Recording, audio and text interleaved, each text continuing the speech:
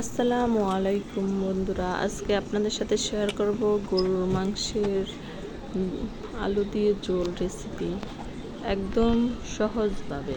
আমি এখানে কড়াইতে তেল দিয়ে দিলাম, কিছুটা পেঁয়াজ কুচি দিয়ে দিলাম। তারপরে আমি এখানে দিয়ে দিব কিছুটা বাটা মশলা, আপনার রসুন, পেঁয়াজ, আদা বাটা দিয়ে দিলাম। তারপরে মশলাটাকে একটু সিদ্ধ হওয়ার জন্য একটু নেড়ে চেড়ে নিলাম। তারপরে আমি এখানে একটু হলুদ গুঁড়ো দিয়ে দেবো 1 চামচ,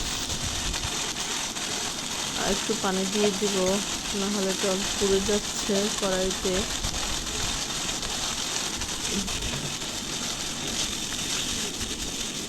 একটু পানি দিয়ে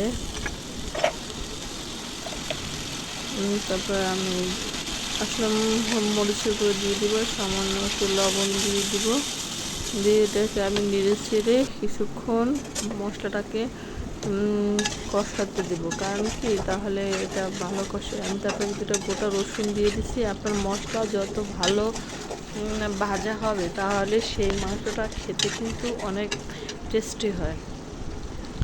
এবার আমি কিছুক্ষণ মশলাকে কষিয়ে নিলাম। এখন দেখেন আমার মশলাটা কিন্তু কষানো হয়ে গেছে, আমার ঝোল থেকে তেলটা আলাদা হয়ে যাচ্ছে। ছেড়ে ছেড়ে যখন আসছে, তখন আমি কিন্তু এখন এর সাথে গোশতে অ্যাড করে দেব।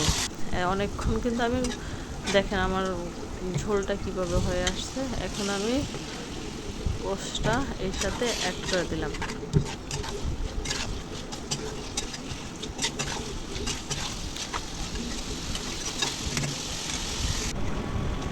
দেখেন এখন আমি গোশটা সিদ্ধ হওয়ার শেষ পর্যায়ে এসে আমি কিছু আলু অ্যাড করে দিলাম, যেহেতু আমি এটা আলু দিয়ে গরু গোশতের ঝোল রান্না করব। এই দেখেন আমার ফাইনাল রান্নার লুকটা কেমন হয়েছে বলবেন। এই কিন্তু আমার রান্নার শেষ।